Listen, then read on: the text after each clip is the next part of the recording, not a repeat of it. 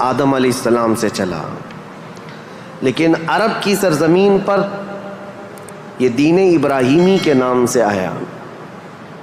سب سے پہلے سیدنا ابراہیم خلیل اللہ علیہ الصلاۃ والتسلیم، اس وقت اللہ تبارک و تعالیٰ نے آپ کو مبعوث فرمایا جب دنیا میں کفر و شرک اور گمراہی و ضلالت پھیل چکی تھی، لوگوں میں کثرت سے اپنی عبادت کروانے کا رواج ہو چکا تھا۔ جیسے کہ نمرود کا زمانہ تھا، وہ طاقت و قوت کے بل بوتے اپنی عبادت کرنے پر لوگوں کو مجبور کرتا۔ اس دور میں سیدنا ابراہیم علیہ السلام تشریف لائے عراق بابل کے شہر میں، عراق کا ایک شہر بابل میں، اور وہاں سے آپ نے نور ہدایت کو منور کیا، ایک خدائے واحد کی عبادت کی طرف لوگوں کو بلایا۔ آپ کی آبادی دشمن ہوئی، خاندان دشمن ہوا، بادشاہ دشمن ہوا، بدلے میں آپ کو آگ میں جھونک دیا گیا۔ آپ وہاں سے نکل کر مصر چلے گئے۔ مصر کی سرزمین کو آپ نے اپنا جائے قیام بنایا، وہیں پر رہنے لگے۔ آپ کی شادی حضرت سارہ سے ہوئی، اولاد نہیں تھی برسوں تک۔ پھر حضرت ابراہیم علیہ الصلاۃ والتسلیم کی مخالفت میں بہت سارے لوگ تھے، حکمران تھے، بادشاہ تھے۔ ایک وقت ایسا آیا کہ مصر کا ایک بادشاہ جو آپ کی مخالفت میں بہت زیادہ آگے تھا، لیکن اللہ تعالیٰ نے اس کے سینے کو نور ہدایت سے روشن کیا، پھر وہ آپ کی عزت و تکریم کیا۔ پھر اس بادشاہ نے اپنی بیٹی ہاجرہ کو ابراہیم علیہ السلام کے ساتھ بیاہ کر دیا۔ شروع سے میں تاریخ میں چل رہا ہوں، سب کو ذہن حاضر رکھنا ضروری ہے کہ حضرت ابراہیم علیہ السلام کو حضرت ہاجرہ دوسرے نکاح میں آئیں، یہ بادشاہ کی بیٹی تھیں، اور ہوا یہ کہ دو بیویاں ایک گھر میں رہیں، معاملات الگ ہو جاتے ہیں۔ تو جب معاملات بدلنے لگ گئے تو حضرت ہاجرہ کے گھر میں ایک بیٹا پیدا ہوا جو حضرت اسماعیل علیہ السلام ہے۔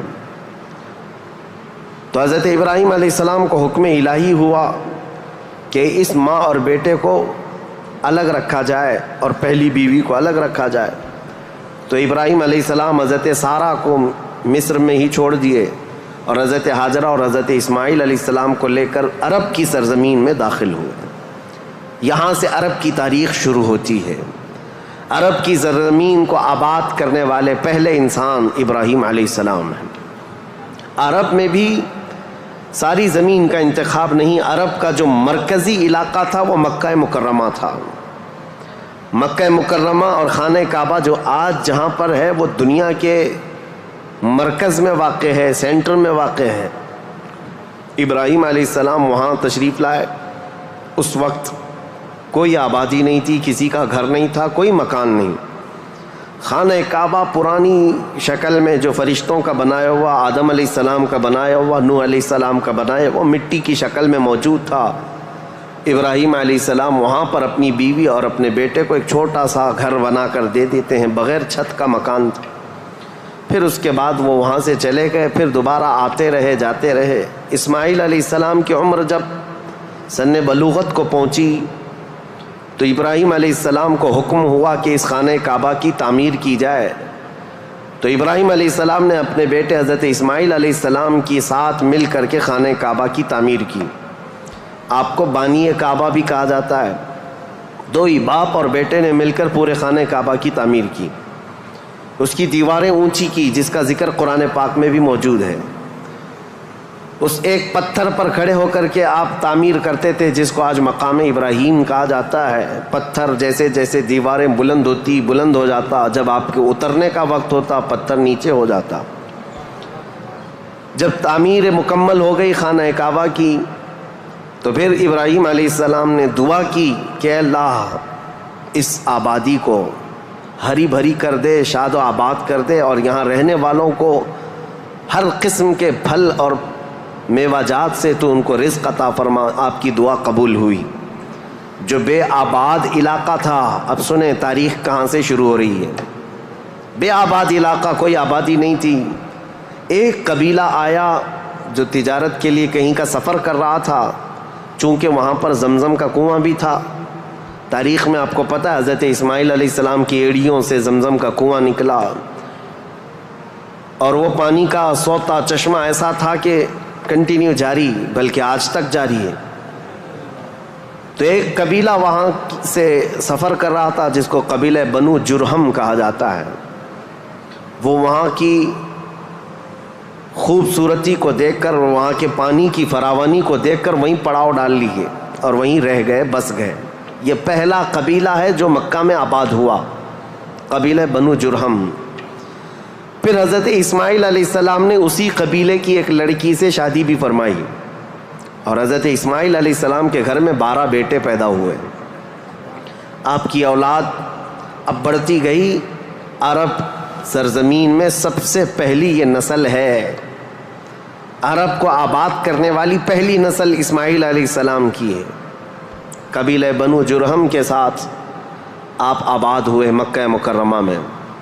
اب ان کی نسل اتنی بڑھتی گئی کہ اسماعیل علیہ السلام کے بیٹے تھے نابت، ان کے ہاتھ میں خانہ کعبہ کی تولیت آئی، خانہ کعبہ کی حفاظت اور اس کی ذمہ داریوں کا یہ سارا انتظام آپ کا تھا۔ چند دنوں کے بعد پھر ایسا ہوا کہ قبیلہ بنو جرہم کے لوگوں نے، جو حضرت اسماعیل علیہ السلام کے سسرال تھے، خانہ کعبہ کی تولیت پر انہوں نے قبضہ کر لیا۔ اسماعیل علیہ السلام کی اولاد نے کوئی بھی ان کے ساتھ جھگڑا نہیں کیا، کسی بھی طرح کا برا برتاؤ نہیں کیا، کیونکہ ننیحال کے تھے۔ تو کئی سالوں تک قبیلہ بنو جرہم کا خانہ کعبہ پر قبضہ باقی رہا، لیکن انہوں نے بدعنوانیاں شروع کر دیں۔ خانہ کعبہ کے پاس لوگ جو دور دور سے آتے تھے دنیا میں، حاجی، اس وقت بھی ہر سال حج ہوا کرتا تھا، ان کے ساتھ برا سلوک کرنا، ان سے چڑھاوے لینا، ان سے زیادہ مانگ کرنا، یہ سب چیزیں ہونے لگی۔ تو پھر حضرت اسماعیل علیہ السلام کی اولاد نے دوبارہ خانہ کعبہ کی تولیت اپنے ذمے لے لی۔ تولیت کہتے ہیں ذمہ داری، جس سے متولی کہا جاتا ہے، جیسے مسجد کا متولی ہوتا ہے، تولیت اسی کو کہتے ہیں، خانہ کعبہ کی خدمت کی ذمہ داریاں۔ اب یہ زمانہ چلتا رہا، میں آپ کو پہلے یہ خاندانی معاملات بتا رہا ہوں، اس کے بعد پھر یہاں کے سیاسی حالات بھی بتاؤں، اور پھر مذہبی حالات بھی آپ کو بتاؤں، تاکہ اسلام کی تاریخ کو سمجھنے کے لیے اس کا بیک گراؤنڈ بھی سمجھنا بہت ضروری ہے، پس منظر کیا تھا یہ معلوم ہونا ضروری ہے۔ اب اسماعیل علیہ السلام کی اولاد میں عدنان ایک شخص پیدا ہوئے جو آل اسماعیل میں بہت ہی معزز انسان تھے۔ اکثر صحابہ کرام کا اور خود رسول اللہ صلی اللہ علیہ وسلم کا نسب حضرت عدنان تک پہنچتا ہے۔ وہ ہمارے آقا صلی اللہ تعالیٰ علیہ وسلم کے جد امجد بھی ہیں۔ عدنان نے مکہ مکرمہ کی ذمہ داریاں سنبھالی، اور اس کے بعد اب آبادی اتنی بڑھ گئی کہ ان لوگوں کو تجارت کے لیے اور اپنے معیشت کے لیے، اپنے معاش کے لیے دور دور جانا پڑا، مکہ چھوڑ کر کے باہر جانا پڑا۔ آبادی بڑھتی چلی گئی مکہ مکرمہ کی، اور اس کے بعد زمانے کے صبح شام گردش لیل و نہار جس کو کہتے ہیں، آتے گئے ایسے کہ آل اسماعیل علیہ السلام کی اولاد کا قبضہ یا ان کی خدمت کا معاملہ خانہ کعبہ پر ڈھیلا پڑتا چلا گیا۔ پھر کوئی دوسرا قبیلہ آیا، بنو خزاعہ، انہوں نے خانہ کعبہ کی تولیت اپنے حصے میں لے لی۔ اب جو اصل تاریخ شروع ہوتی ہے وہ میں بتانا آ رہا ہوں۔ تو برسوں برس اسی طرح سے گزرتے گئے، اور پھر ایک شخص پیدا ہوئے جن کا نام فہر تھا۔ یہ اسماعیل علیہ السلام کے اولاد میں فہر نام ہے۔ فہر کا ایک لقب تھا قریش، اور یہیں سے قریش خاندان کی ابتدا ہوتی ہے۔ قریش ان کا لقب تھا اور اصل نام تھا فہر بن غالب۔ تو حضرت فہر جو رسول اللہ صلی اللہ علیہ وسلم کے پردادا ہوتے ہیں، یہ پیدا ہوئے اور ان کی اولاد ہوئی، اور اس کے بعد اب قریش خاندان کی ابتدا ہوئی۔ لیکن جگہ جگہ یہ لوگ منتشر ہو گئے، کچھ مکہ میں رہے، کچھ باہر رہے، لیکن خانہ کعبہ کی تولیت کی اور وہاں کا سارا قبضہ جو ہے بنو خزاعہ قبیلے کے ہاتھ میں تھا۔ پھر زمانہ بدلتا ہوا یہاں تک پہنچا کہ اسماعیل علیہ السلام کی اولاد میں یعنی قریش خاندان میں ایک شخص پیدا ہوئے جن کا نام قصی تھا. یہ تاریخ کے بہت اہم آدمی ہیں, بہت اہم ترین شخصیت ہے قصی. ساری سیاست عرب کی وہیں جا کر ختم ہوتی ہے. قصی ایک کلاب کے بیٹے تھے, لیکن ایسا ہوا کہ باپ کا انتقال جلدی ہو گیا. قصی جو ہے بنو عزرہ قبیلے میں ہی پرورش پائے اپنے ننیال میں. جوان ہوئے تو آپ کو بتایا گیا کہ تمہارا خاندان تو اسماعیل علیہ السلام کا خاندان ہے اور خانہ کعبہ کے وہ ذمہ دار رہے ہیں, متولی رہے ہیں. تو وہ اپنے ننیال کو چھوڑ کر کے جب مکہ آئے تو قصی یہ جوان تھے, بھرے جوان تھے. آتے ساتھ ان کے اندر وہ ہنر تھا, پیشانی میں وہ چمک تھی کہ جو دیکھتا دیکھتا رہ جاتا. ظاہر سی بات ہے وہ چمک کسی اور کی نہیں تھی, وہ نور مصطفیٰ کی تھی. قصی نے آتے ساتھ ہی لوگوں کو اپنی طرف مائل کر لیا. لوگ جوق در جوق قصی کے گرویدہ ہو گئے. پھر قصی نے سارے قریش کو جو ادھر ادھر منتشر تھے سب کو مکہ میں جمع کر دیا اور بنو خزاعہ قبیلے کے ہاتھ میں جو خانہ کعبہ کی تولیت تھی اس کو حاصل کر لیا. اب دوبارہ حاصل کرنے کے بعد اب تک مکہ مکرمہ میں یا خانہ کعبہ کی خدمت اور حرم میں جو معاملات چلتے تھے وہ یوں ہی چلتے تھے. جو ذمہ دار ہے اس نے جو دیکھ لیا وہ کر لیا. لیکن قصی نے باضابطہ ڈپارٹمنٹ بنائے, شعبے بنائے, حکومت کا اسٹیبلشمنٹ جس کا طرح ہوتا ہے پورا انہوں نے بنایا. انہوں نے ذمہ داریاں بانٹیں, سقایا, رفادہ, سدانہ, یہ سب نام رکھے گئے ہیں. یعنی انہوں نے شعبے ایسے بانٹ دیے, ڈپارٹمنٹ تبدیل کر دیے گئے کہ یعنی کئی قبیلوں کو جمع کیا مکہ میں اور کہا جب کبھی کہیں جانے کی ذمہ داری ہوگی, جھنڈا اٹھانے کی ذمہ داری, وہ ایک بہت اہم ذمہ داری ہوتی تھی, وہ ایک قبیلے کو سونپ دیا. اور ہر سال جو حاجی آتے ہیں مینا میں ان کو پانی پلانا اور کھانا کھلانا, اس کو سقایا کہا جاتا تھا, وہ ایک قبیلے کی ذمہ داری دے دی گئی. سقایا یہ ڈپارٹمنٹ پوری منسٹری ہو گئی. اور اس کے بعد رفادہ یہ ایک ذمہ داری ہے. جو حاجی آیا کرتے ان کو پیسوں کی ضرورت ہوتی, کہیں دور دراز سے سفر سے آئے ہوتے ان کی مالی مدد کی ضرورت ہوتی, وہ ایک خاندان کے ہاتھ میں دے دیا گیا. یہ رفادہ ایک منسٹری کا نام ہے, وہ اس منسٹری کے ذمہ دار ایک قبیلے کو بنایا. پھر اس کے بعد سدانہ, خانہ کعبہ کی حفاظت, اس کے غلاف کو تبدیل کرنا, اس کی چابی کی ذمہ داری, اس کو کھولنا بند کرنا, اس کی صفائی کرنا, وہ بھی ایک قبیلے کے ذمے میں دے دیا. وہ باضابطہ ایک منسٹری بنائی گئی, ایک وزارت تھی. اور اس کے علاوہ تقریباً انہوں نے 26 منسٹریاں بنائی تھیں, شعبے بنائے تھے. کون؟ حضرت قصی. یہ دنیا میں سب سے پہلے اس طرح شعبے جات کو تقسیم کر کے, جیسے ایک جمہوری نظام ہوتا ہے, ایک ڈیموکریسی نظام ہوتا ہے, اس طرح سے آپ نے بنایا. اور حضرت قصی کی یہ مہارت تھی کہ پورے عرب میں آپ کا, بلکہ ہر جگہ آپ کا چرچا ہونے لگا. اور حضرت قصی نے اس چیز کو اتنے اونچے لیول تک لے جا کر وہاں مکہ مکرمہ کو پوری دنیا میں متعارف کیا کہ لوگ یہاں کی خدمتیں دیکھنے کے لیے آیا کرتے تھے. ہر قبیلے کو الگ ذمہ داریاں تھیں. یہ تاریخ ہے. اس کے بعد قصی جلدی ہی انتقال کر گئے, حالانکہ ان کو زیادہ وقت نہیں ملا, ان کا زیادہ وقت نہیں تھا. ان کی شادی ہوئی, شادی ہونے کے بعد ان کے گھر جو بیٹے پیدا ہوئے ہیں وہ 2 بیٹے تھے, ایک عبد الدار اور ایک عبد مناف. قصی نے اپنی ساری ذمہ داریاں, اپنی جانشینی عبد مناف کو دے دیا. عبد مناف یہ بہت ہی پاکیزہ اخلاق کے انسان تھے اور لوگوں میں بہت ہی معزز تھے, مکرم تھے. عبد مناف کے ذمے میں جو کام آئے تھے وہ جس طرح ان کے باپ قصی نے بانٹے تھے. اس کے بعد عبد مناف کے بیٹے پیدا ہوئے جو عرب قبیلوں میں نہیں, قریش خاندان میں سب سے افضل انسان سمجھے جاتے تھے, وہ حضرت ہاشم ہیں. ہاشم, ان کا لقب ہاشم اس لیے تھا کہ یہ اتنے فیاض تھے, اتنے سخی تھے کہ اپنا مال کا اکثر حصہ پورا حاجیوں کو کھلانے میں تقسیم کرتے تھے. ایک بار عرب میں قحط پڑ گیا تھا, لوگ بھوکے تھے اور لوگوں کے پاس مال و دولت کی کمی بہت زیادہ آ گئی. تو حضرت ہاشم نے سال بھر روٹیوں کے ٹکڑے کر کے ان کو شوربے میں ڈبو کر لوگوں کو پیٹ بھر کر کھلاتے تھے, اس لیے آپ کا لقب ہاشم ہوا.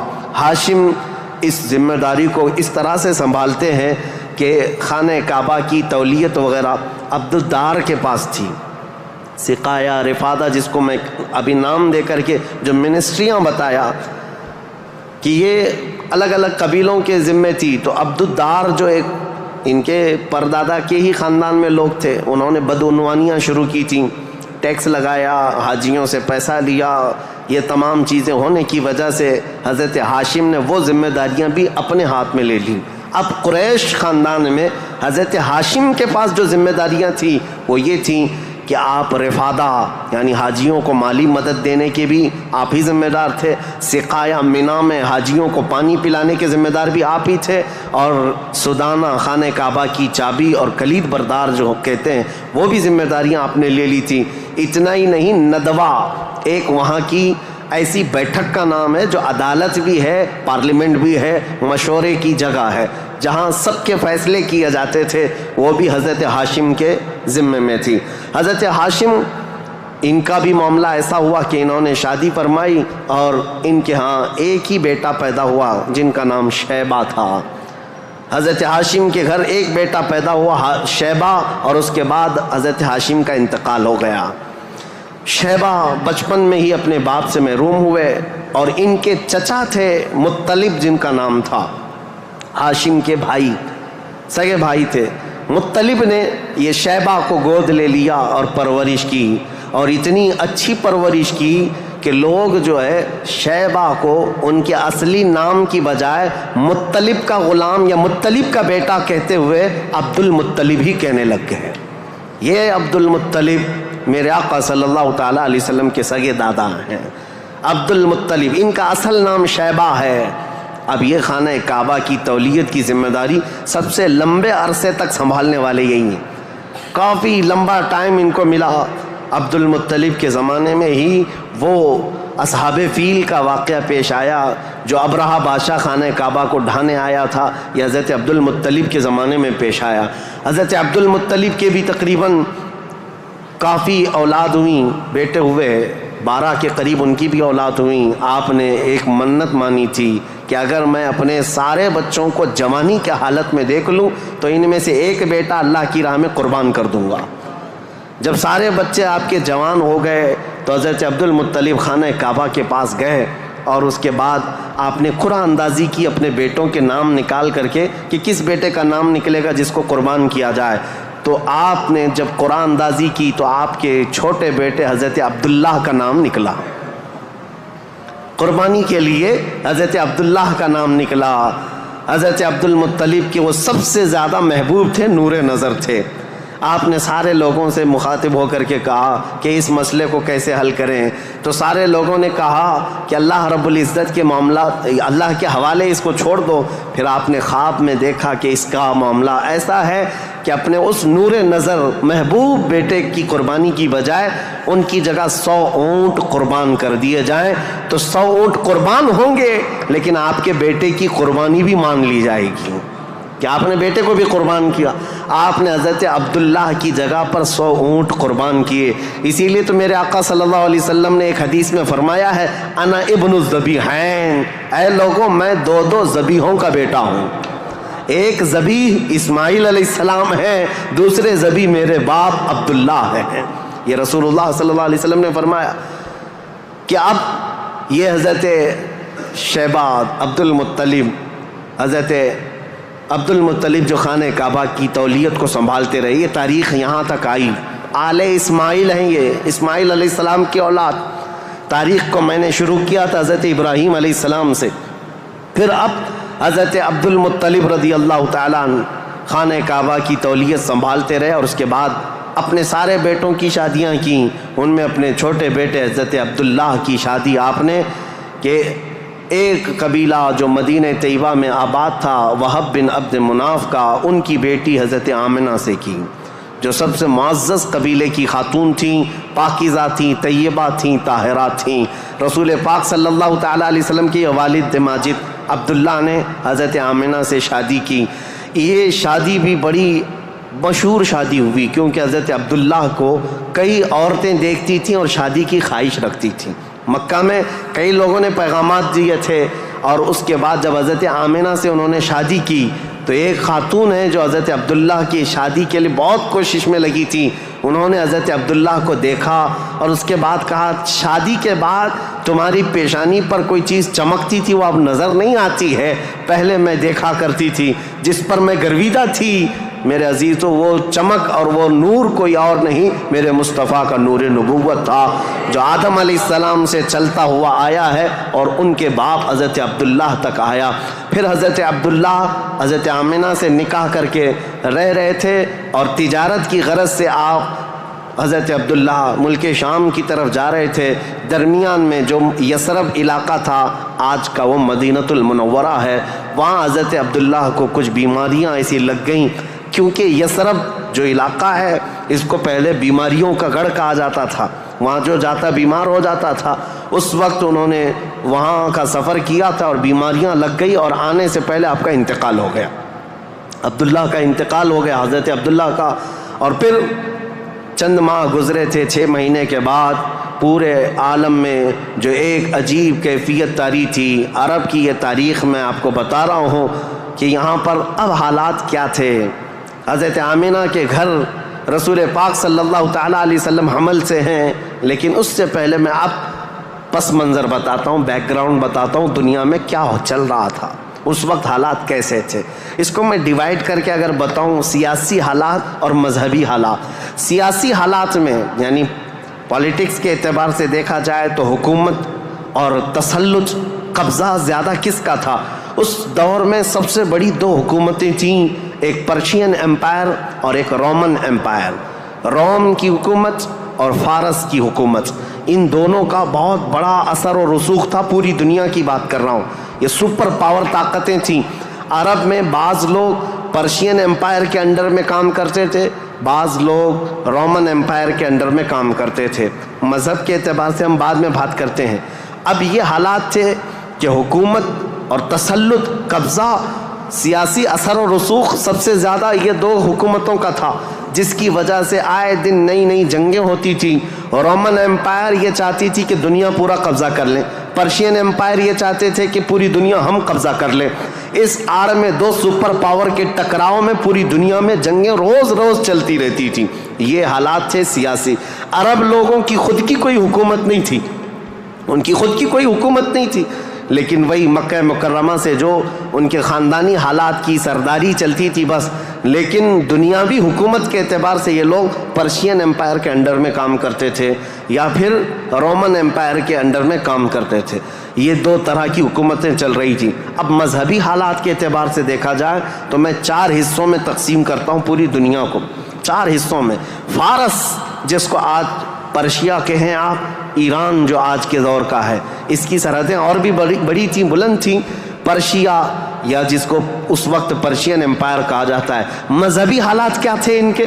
مذہبی حالات اتنے خطرناک تھے کہ ان کے ہاں شروع سے کبھی ایک خدا کا تصور آیا ہی نہیں، یہ شرک میں ہی مبتلا رہی قوم ہے، ہمیشہ بتوں کی، ہمیشہ آگ کی پرستش کرنے میں سب سے زیادہ مشہور قوم ہے یہ پرشیا کے لوگ، یعنی فارس کے لوگ۔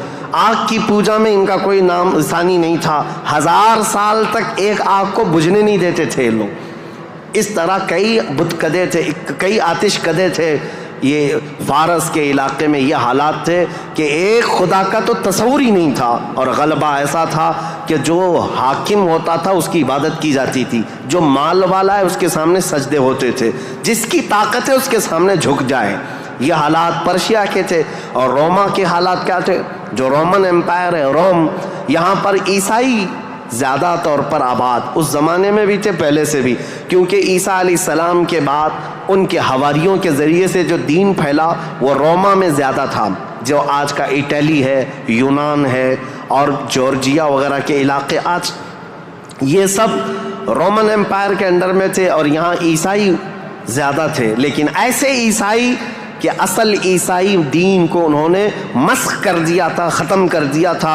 جو دین الہی تھا، اللہ کا دین تھا، عیسیٰ علیہ السلام جو لائے تھے، اس کو انہوں نے اتنا خلط ملط کر دیا تھا کہ عیسیٰ علیہ السلام کے جگہ جگہ مجسمے، اسٹیچو بنائے ہوئے تھے۔ مریم علیہ السلام سیدہ مریم رضی اللہ تعالیٰ عنہا کو انہوں نے ساتھ میں پوجنا شروع کر دیا. تثلیث کا عقیدہ، ٹرائنیٹی جس کو یہ کہتے ہیں، 3 خداؤں کا تصور ان کے گھر میں رواج پا گیا تھا. پورے روما میں یہی تھا. ایک خدا کی عبادت یہاں بھی ختم تھی. 2 بڑی طاقتوں کے انڈر میں شرک اور بت پرستی اور کفر بہت سر چڑھ کر بول رہا تھا. یہاں اللہ کو پہچاننے والے اور اللہ کی عبادت کرنے والے تقریباً ناپید ہو چکے تھے. عیسیٰ علیہ السلام کی جو آپ کا عروج ہوا آسمانوں پر، آپ کو اللہ تعالیٰ نے آسمانوں پر جو اٹھایا، وہ زمانہ بیت کر کے بھی 570 سال گزر رہے تھے. ان 570 سالوں میں کوئی نبی نہیں آیا. عیسیٰ علیہ السلام کے بعد سے لے کر 570 سال کا زمانہ، اس کو زمانہ فترت کہا جاتا ہے. زمانہ فترت 2 نبیوں کے بیچ کے زمانے کو کہتے ہیں. اس بیچ میں کوئی نبی نہیں آیا، جس کی وجہ سے حالات اتنے گمبھیر تھے. پرشیا کے حالات میں نے بتایا، جگہ جگہ آگ کی پوجا، آگ کو ہی طاقتور مانا جاتا. اور روما میں تھا، عیسائی تو تھے لیکن ایسے کہ ٹرائنیٹی کا عقیدہ، مریم بھی خدا ہیں، عیسیٰ بھی خدا ہیں اور وہ بھی خدا ہے. 3 خداؤں کی عبادت. اور اس کے علاوہ راہبوں کا، پادریوں کا حال تو یہ تھا، اللہ کی پناہ، وہاں کے جو عبادت خانے تھے، جو چرچ تھے، جو کلیسا تھے، وہ عبادت کے نہیں تھے، وہ عیاشیوں کے اڈے تھے. کوئی عورت جاتی تو ان کے ہاتھ میں بچ کے باہر نہیں آتی، اس کے ساتھ وہ منہ کالا کر لیتے. یہ جو بڑے بڑے راہب تھے ان کا حال یہ تھا. اور وہ سیاست میں بھی اس طرح ملوث تھے کہ جب تک کنیسہ میں یعنی چرچ میں کوئی شخص مال نہ لا کر کے دے، اس کے لیے بددعائیں کرتے تھے، اس کی تباہی کا انتظام کرتے، بلکہ فوج کی سرکشی کے ساتھ ایسے لوگوں کو مار کر ختم بھی کر دیتے تھے. اور اس کو کہتے تھے کہ یہ جس کو جس طرح آج ہم یہاں پر دیکھ رہے ہیں دھرم دروہی ہے، دین چھوڑا ہوا آدمی ہے. یہ عیسائیوں کا تسلط ایسا تھا، ان کا قبضہ ایسا تھا، پادریوں کا عیاشی کے اڈے بنا دیے گئے تھے. جتنے وہ عبادت خانے تھے وہ عیاشیوں کے اڈے بنے ہوئے تھے. اور ان کے ہاں یہ سب چیزیں عام. جو اخلاق دینے آئے تھے، جو اچھا مزاج دینے آئے تھے، وہی ان کے علماء، ان کے راہب پورے ایسے تسلط کے ساتھ گندگیاں پھیلا چکے تھے. یہ روما کے حالات تھے، پرشیا کے حالات وہ تھے. اب دنیا میں تیسرا ایک بڑا طبقہ جو اپنا اثر رکھتا تھا، اپنا رسوخ رکھتا تھا، وہ ہندوستان کا تھا.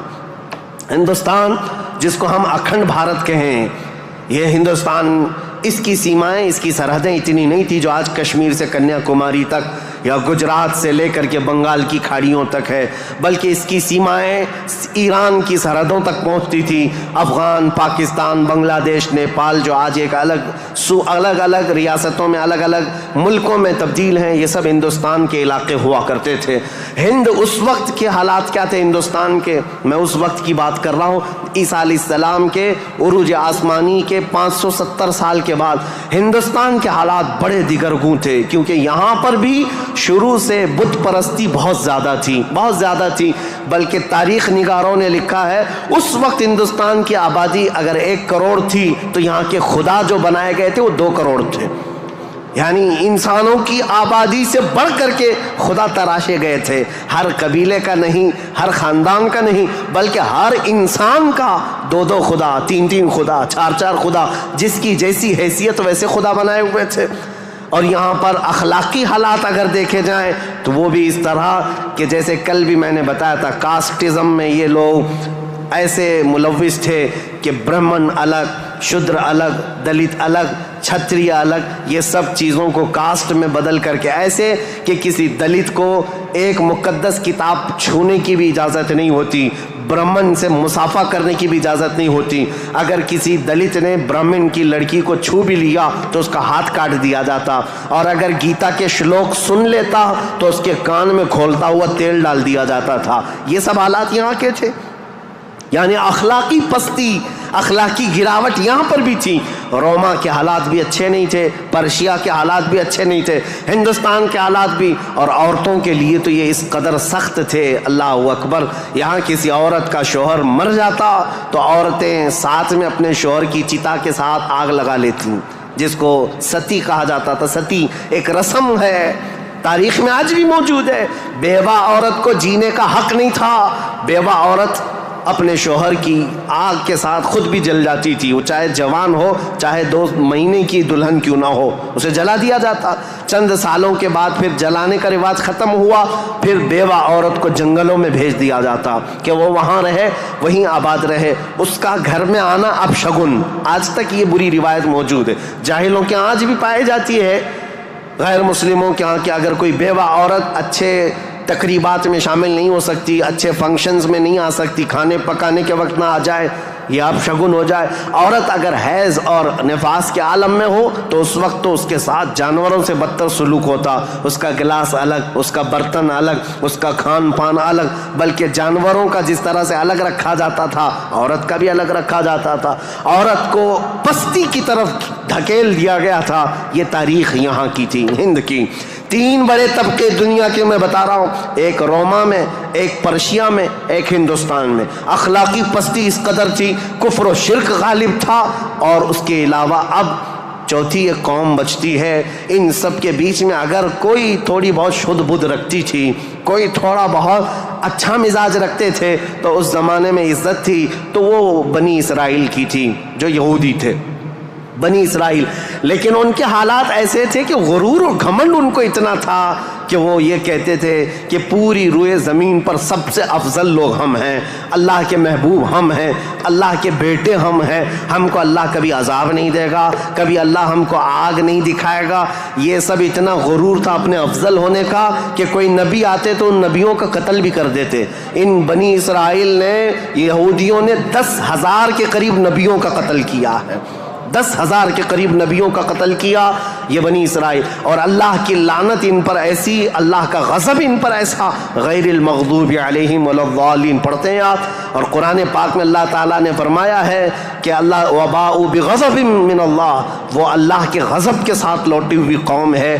یہودی جو تھے بنی اسرائیل، اس دور میں ان کا حال یہ تھا کہ تھوڑے بہت یہ بت پرستی تو نہیں کرتے تھے، دوسرے خداؤں کی طرف جھکتے تو نہیں تھے، لیکن سود خوری ان کی فطرت میں داخل تھی۔ سود اتنا کھاتے تھے کہ کسی بھی غریب کی زندگی تباہ و برباد کر دیتے۔ سود کا نظام سب سے زیادہ یہ یہودیوں کی طرف سے، اور آج بھی پوری دنیا کو کریڈٹ کے پلیٹ فارم پر لا کر کھڑا کرنے والی قوم کوئی اور نہیں، یہ اسرائیلی ہیں، یہ یہودی ہیں۔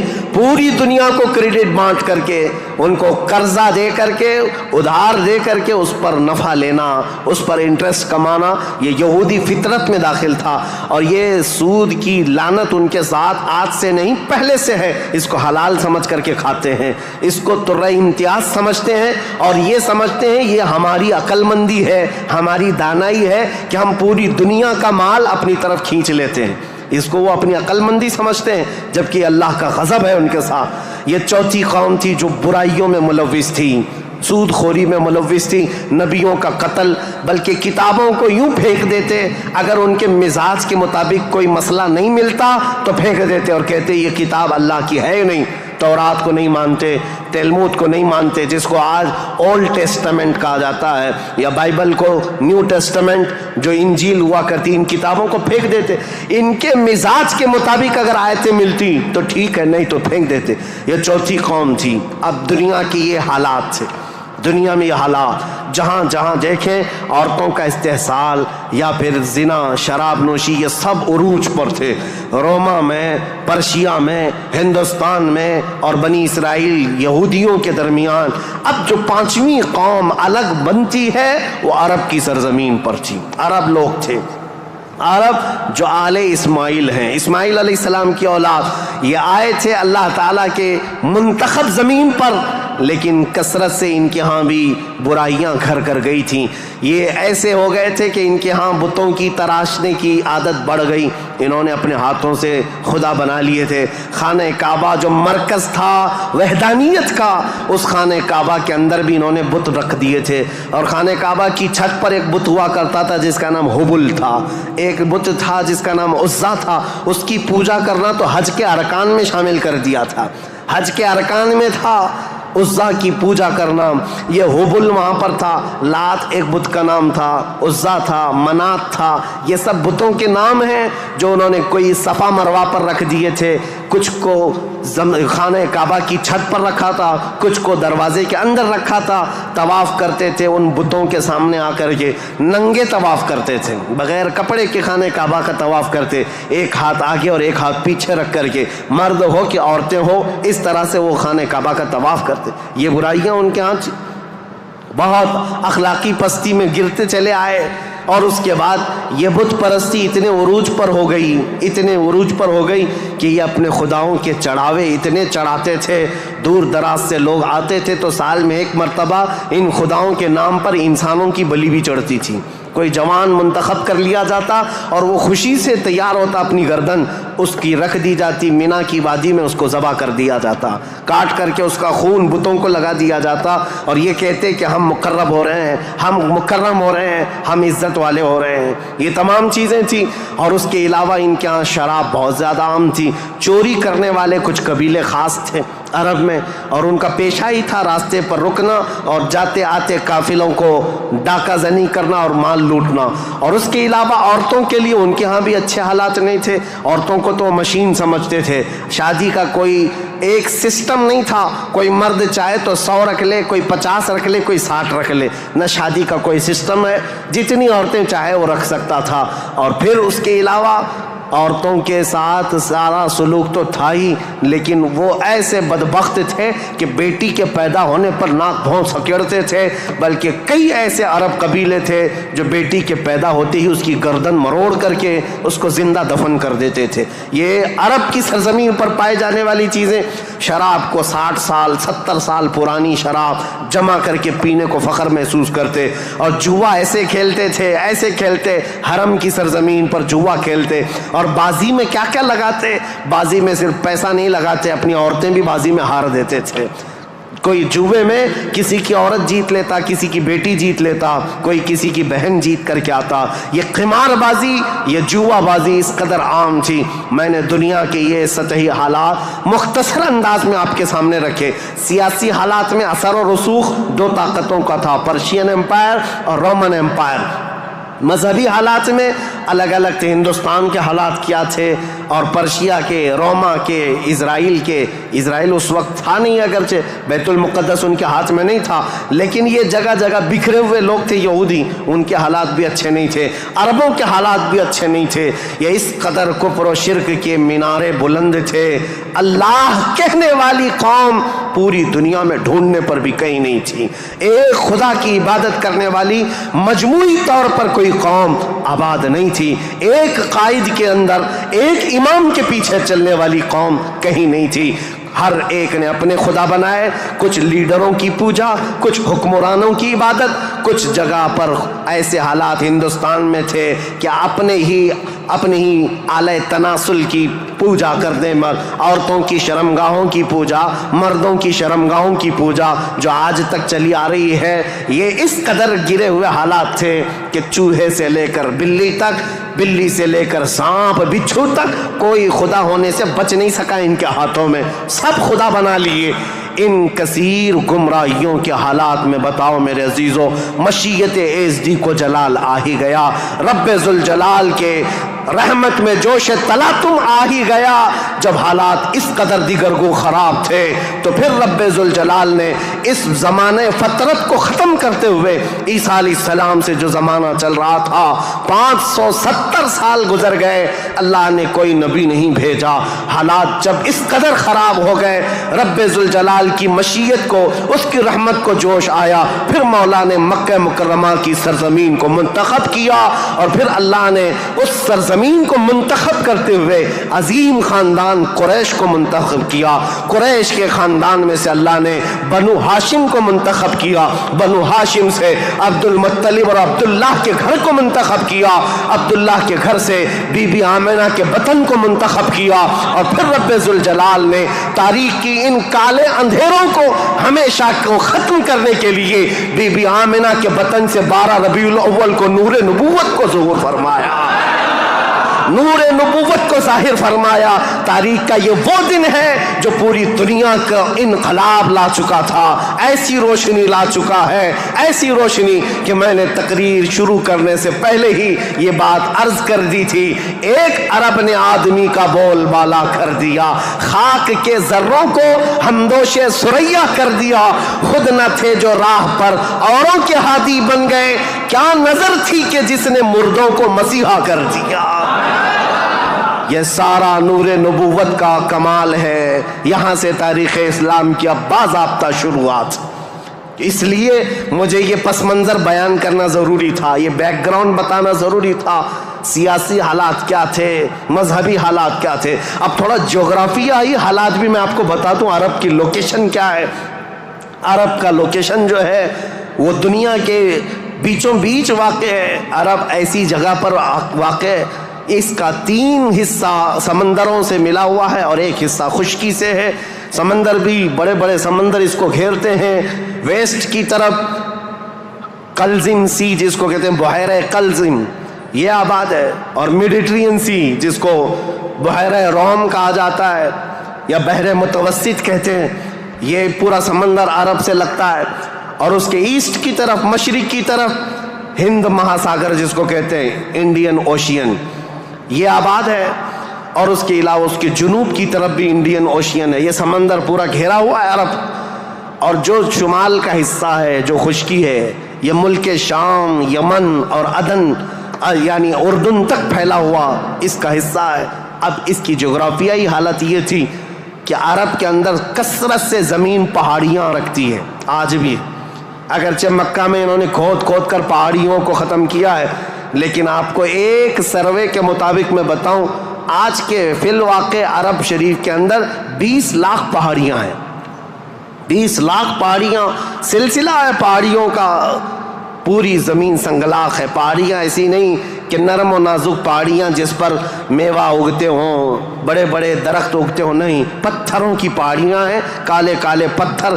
बास पहाड़ियाँ तो ऐसी हैं जो आतिश फिशा हैं, यानी जो शोले उगलती हैं, आग उगलती हुए पहाड़ियाँ मौजूद हैं।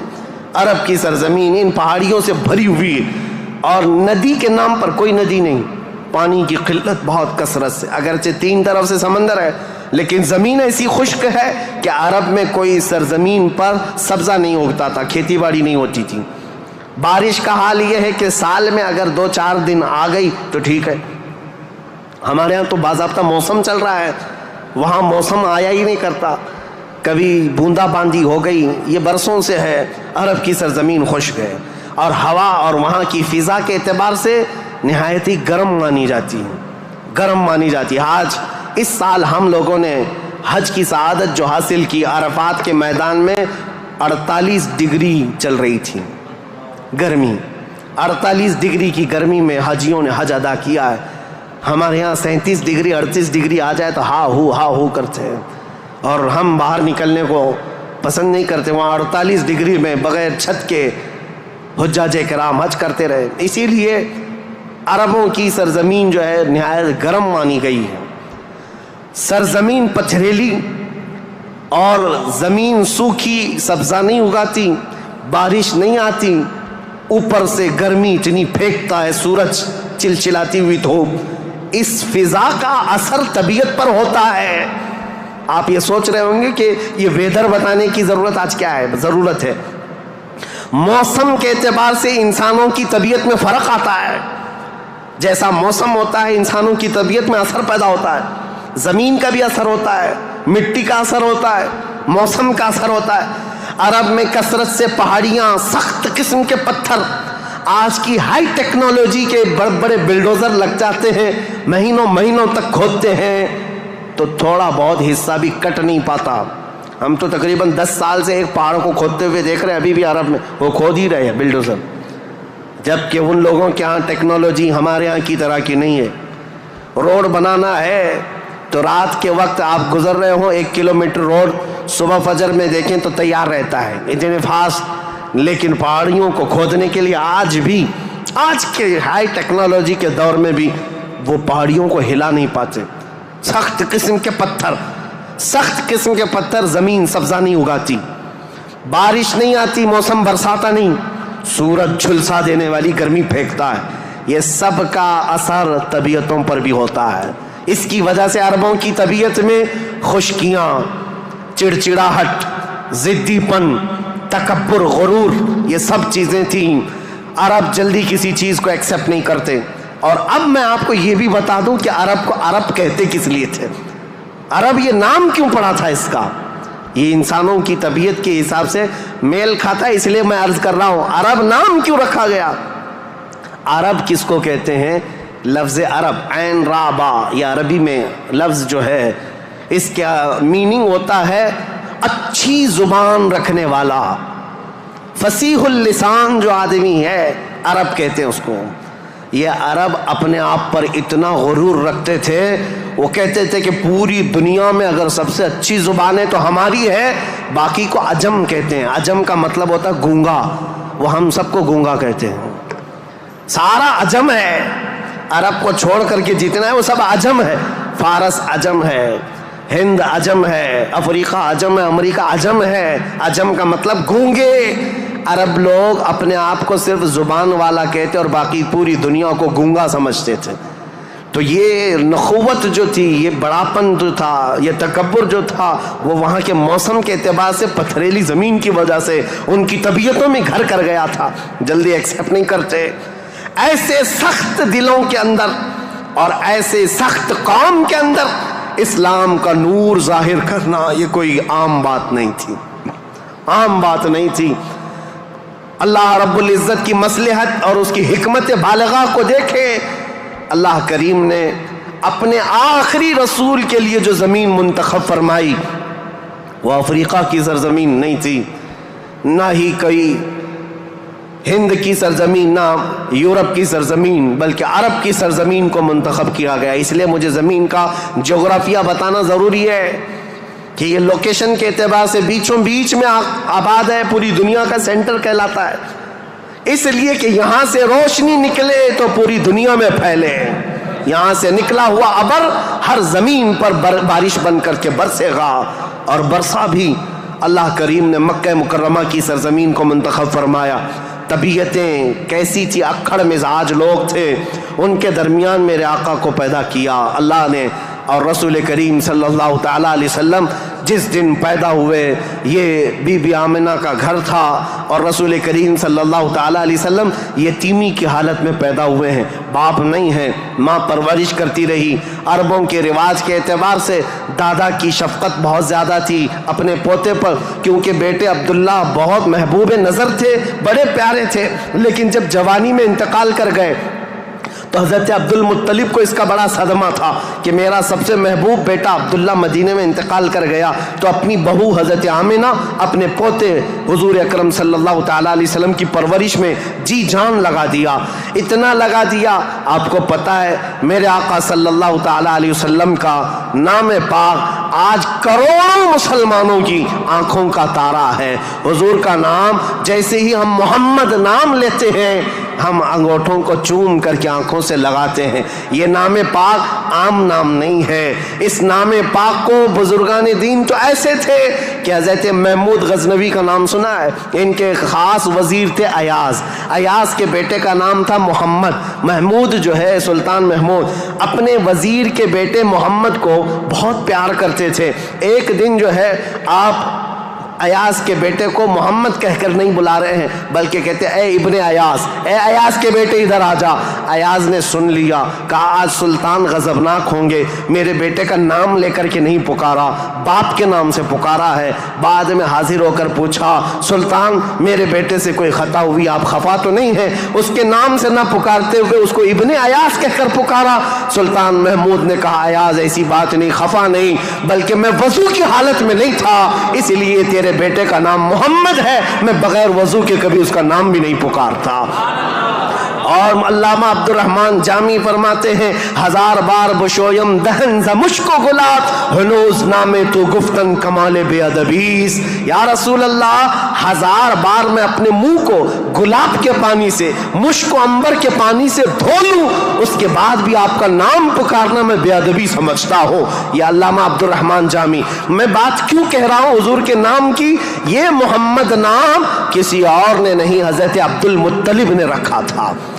آپ کے دادا آپ کے جد امجد جیسے ہی حضور کی پیدائش ہوئی تھی گھر دوڑے دوڑے آئے تھے بی بی آمنہ کے اور فوراً اٹھا کر کے گودی میں لے لیا اور خانہ کعبہ کے پاس آئے اور خانہ کعبہ کے سامنے ہاتھ پھیلاتے ہوئے اللہ کی بارگاہ میں عرض کرنے لگے اللہم ھذا ابنی سمیتہ محمدا. اے اللہ دیکھ یہ میرا بیٹا ہے اور میں نے اس کا نام محمد رکھا ہے. عرب کے بہت سارے لوگ وہاں موجود تھے. یہ نیا نام تھا ان کے لیے. عرب میں جو نام رکھے جاتے ہیں وہ باپ داداؤں کے نام پر چلتے ہیں. وہاں پر نئے نام نہیں رکھتے. خاندانوں کے اپنے خود پرسنل نام چلتے رہتے ہیں. پرٹیکولر نام ہوتے ہیں وہی نام رکھے جاتے ہیں. حضرت عبد المطلب نے نیا نام رکھا تھا تو عرب کے بہت سارے قبیلے آئے اور پوچھا یا عبد المطلب لم سمیتک ابنی ابنک ھذا محمدا. اے عبد المطلب آپ نے لم سمیت ھذا محمدا کیوں آپ نے اس کا نام محمد رکھا ہے؟ تو حضرت عبد المطلب مسکرائے اور کہا تمہیں پتا ہے محمد کا نام کا مطلب کیا ہے؟ محمد کے میننگ کیا ہے؟ کہا محمد کہتے کسے ہیں؟ محمد اس کو کہتے ہیں جس کی سارے لوگ تعریف کریں. سب سے زیادہ جس کی تعریف کی جائے اس کو محمد کہا جاتا ہے. حضرت عبد المطلب نے کہا میں نے اپنے اس بیٹے کا نام محمد اس لیے رکھا ہے کہ جب بھی کوئی نام لے تو نہ چاہتے ہوئے بھی میرے بیٹے کی تعریف ہو ہی جائے. آج میرے آقا کی شان میں کسی کو گستاخی کرنا بھی ہو میرے آقا کا نام محمد لیتا ہے تو پہلے حضور کی تعریف کر ہی رہتا ہے. وہ کر کے ہی رہتا ہے. عزیزان گرامی وقار حضور اکرم صلی اللہ تعالیٰ علیہ وسلم کو حضرت عبد المطلب نے بڑی شفقت دی. عرب کے مشہور قانون اور وہاں کے دستور کے مطابق کہ عرب لوگ اپنے بچوں کی حفاظت کے لیے یعنی ان کی زبان کی حفاظت کے لیے دیہاتوں میں بھیجتے تھے کہ ان کی زبان محفوظ رہے. شہروں کی زبان جو ہے مکس ہو جاتی ہے. جیسے ممبئی کی زبان اس کا کوئی اتا پتہ نہیں ہے. اس میں یو پی بھی ملا ہوا ہے اور راجستھان بھی ہے گجراتی بھی ہے کرناٹکی بھی ہے. سب ملا کر کے مکس ہو گئی کیونکہ ہر جگہ کے لوگ یہاں پر موجود ہیں. یہ شہر ہے اور شہروں میں ہر علاقے کے لوگ آتے ہیں اپنی اپنی تھوڑی تھوڑی سی باتیں اس میں داخل کر دیتے ہیں اور یہ ایک مکسچر لینگویج بن جاتی ہے اور اس کو پتہ ہی نہیں رہتا اس کی اوریجنل لینگویج کیا تھی. مکہ ایسا تھا کہ ہر جگہ سے لوگ آتے تھے حج کے لیے آتے تھے اور کئی کئی مہینے رہتے تھے. تو کچھ لوگ عربی جانتے نہیں تھے. کوئی فارسی اس میں داخل کر دیا کوئی الگ زبان عبرانی داخل کر دیا سریانی داخل کر دیا. تو وہاں پر زبان کی حفاظت کی بہت ضرورت تھی کیونکہ اس دور میں سب سے بڑا اگر کوئی عہدہ تھا تو زبان کا تھا. زبان جس کی اچھی ہو وہ عرب میں سب سے زیادہ عزت والا تھا. تو اس کے لیے مائیں اپنے بچوں کی زبان کی حفاظت کے لیے بچپن میں ان کی پرورش مکہ میں نہیں کرتی تھی باہر بھیجتی تھی. اس رواج کے چلتے ہوئے 6 مہینے کے بعد حضور صلی اللہ تعالیٰ علیہ وسلم 6 مہینے حضرت آمنہ کی گود میں تھے. پھر وہ حلیمہ سعدیہ کے بخت چمکے نصیبے چمکے کہ وہ دایا تھیں بنو سعد قبیلے کی. طائف سے آگے ایک علاقہ بنو سعد آج بھی موجود ہے. طائف سے 80 کلومیٹر دور وہاں سے وہ آئی تھی. 180 کلومیٹر کا سفر کر کے آئی تھی اور مکہ مکرمہ میں انہوں نے رسول پاک صلی اللہ تعالیٰ علیہ وسلم کو گود لے لیا. تفصیلات میں نہیں بتا رہا ہوں تاریخ ہے کیونکہ ہم مولد شریف میں تفصیلات بیان کرتے ہیں. یہ تاریخ اسلام ہے اس کے لیے میں چلتی چلتی مختصر جھلکیاں رکھ رہا ہوں. حلیمہ سعدیہ لے کر گئیں 2 سال پرورش کر کے واپس لے آئیں حضرت آمنہ کے گھر. حضرت آمنہ اپنے نور نظر کو لے کر ساتھ رہتی. جب حضور کی عمر 6 سال کی ہوئی تھی تو 6 سال کی عمر میں حضرت آمنہ مدینہ نکلیں کیونکہ ان کا ننیحال بھی تھا اور اپنے شوہر حضرت عبداللہ کی قبر بھی وہاں تھی. انتقال کے بعد سے وہ گئی نہیں تھیں.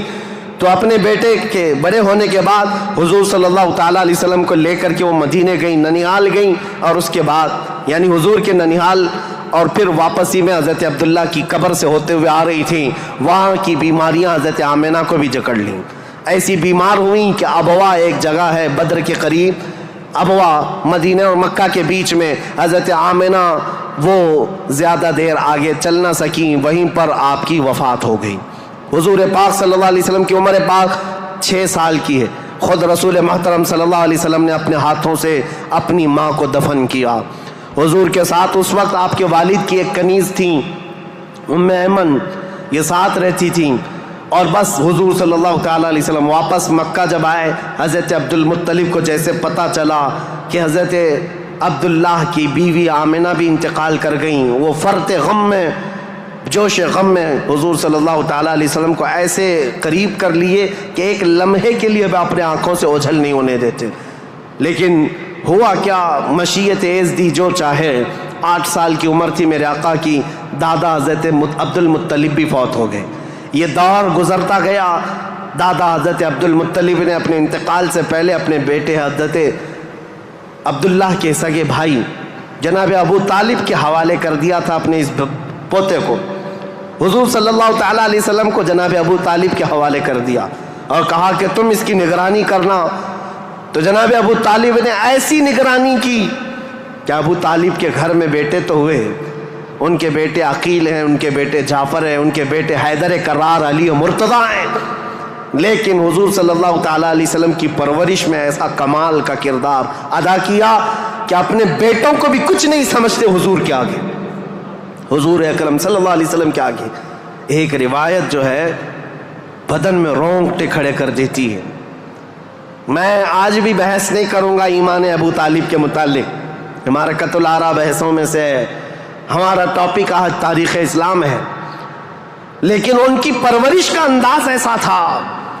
सिर्फ एक बात अगर मैं बता दूं, शाब अबी तालिब में जब 3 साल तक मक्का वालों ने हुज़ूर सल्लल्लाहु अलैहि वसल्लम का बाइकाट किया था, सोशल बाइकाट, कभी भी हमला होने का अंदेशा रहता था कि लोग आकर के हुज़ूर को कत्ल न कर दें। रात के वक्त, क्योंकि अरब इतने दुश्मन थे रसूल पाक सल्लल्लाहु अलैहि वसल्लम के ऐलान नबूवत की बात कर रहा हूँ, ये रिवायत बीच में मैं अर्ज़ कर रहा हूँ। जनाब अबू तालिब रात के वक्त जब हुज़ूर सो जाते थे तो उनको उठा करके दूसरी जगह सुलाते और हुज़ूर सल्लल्लाहु अलैहि वसल्लम की जो जगह ख़ास थी, हुज़ूर की जो चादर थी, उस जगह अपने बेटे को सुला देते थे। और ये कहते हमारी नींद के वक्त में अगर कोई दुश्मन आकर हमला भी करे तो मोहम्मद पर हमला ना हो, मेरे बेटे पे हमला हो। ये कमाल की शफ़क़त के साथ उन्होंने परवरिश की है रसूलुल्लाह सल्लल्लाहु अलैहि वसल्लम। जब आपकी उम्र पाक 12 साल की थी हुज़ूर अकरम सल्लल्लाहु अलैहि वसल्लम की, जनाब अबू तालिब के साथ आप तिजारत के लिए निकले मुल्क शाम, क्योंकि ख़ानदानी मशगला था तिजारत। अबू तालिब साथ में लेकर के गए। ये वो टर्निंग पॉइंट है तारीख़ का कि बीच रास्ते में एक बुहैरा राहिब, एक ईसाई पादरी था, जहाँ पर यह काफ़िला रुका था। बुहैरा राहिब ने देख करके ही कहा, हादा सय्यदुल मुरसलीन, ये रसूलों का सरदार आया है। ईसाइयों ने पूछा तुम्हें कैसे पता? कहा मैंने इनको देखा है 12 साल की उम्र के, जब ये आ रहे थे रात के वक्त पहाड़ों के ऊपर से उतर रहे थे, मैंने देखा कि सारे पहाड़ सारे जितने भी दरख्त हैं वह इस 12 साला लड़के के लिए सजदे में गिरे हुए हैं। और मैंने देखा कि दिन में ये जब चलते हैं तो सूरज की रोशनी इन पर नहीं पड़ती, बादल का एक साया इनके ऊपर साया बनाए हुए चलता है, बादल का एक टुकड़ा साया बनाए हुए चलता है। ये बुहैरा राहिब ने अबू तालिब को बुलाकर पूछा ये कौन है? कहा मेरा भतीजा है। कहा मेरी एक बात सुन लो, अच्छा होगा कि तुम इनको मुल्क शाम मत ले जाना, वहाँ यहूदी हैं, वो इनके कत्ल के दर पे हो जाएंगे, क्योंकि वो इस इंतज़ार में है कि आखिरी नबी उनके ख़ानदान में पैदा होगा। अस्सलाम वालेकुम दोस्तों, उम्मीद करता हूँ आप सभी लोगों को मुफ्ती सलमान अजरी का बयान अच्छा लगा होगा। अच्छा लगा है तो लाइक करें, सब्सक्राइब करें। मिलते हैं नेक्स्ट वीडियो में। खुदा हाफिज़।